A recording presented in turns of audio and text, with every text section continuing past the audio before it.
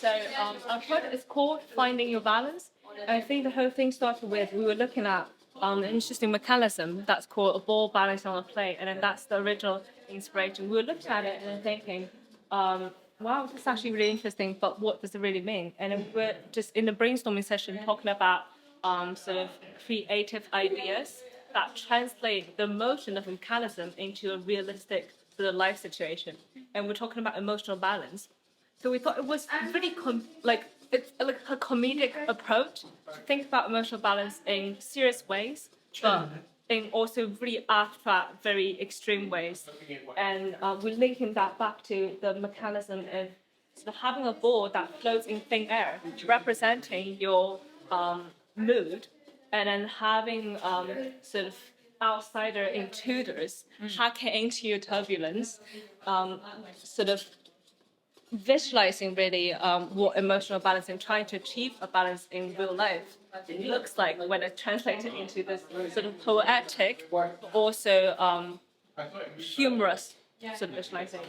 So we have two systems, and the first system is the ball balance system, like she mentioned. It's like driven by algorithm, and the other input is like human input. So we basically combine two systems together to create a chaotic system that has some like possibility to break down, has some possibility to balance. So basically, that's the point we want to address: the possibility of emotional balance.